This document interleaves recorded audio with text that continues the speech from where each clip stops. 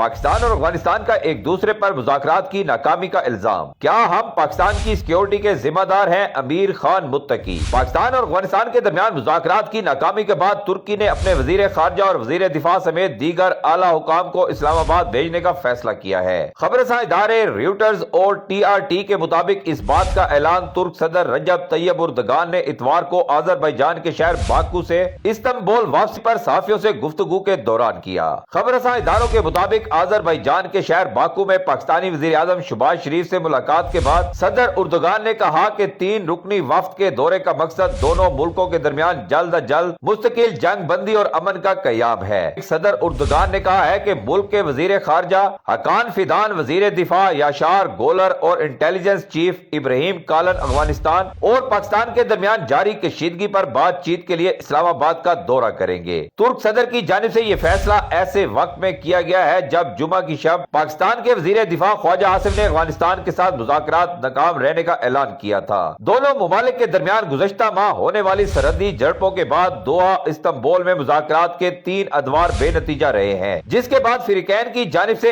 ایک دوسرے کو ان مذاکرات کی ناکامی کا ذمہ دار قرار دیا گیا ہے۔ پاکستان کے وزیر دفاع خواجہ آصف نے مذاکرات کی ناکامی کے بعد متنبہ کیا تھا کہ اگر افغانستان کی سرزمین سے دوبارہ پاکستان میں کارروائی ہوئی تو پھر پاکستان دوبارہ افغانستان کے اندر کارروائی سے گریز نہیں کرے گا۔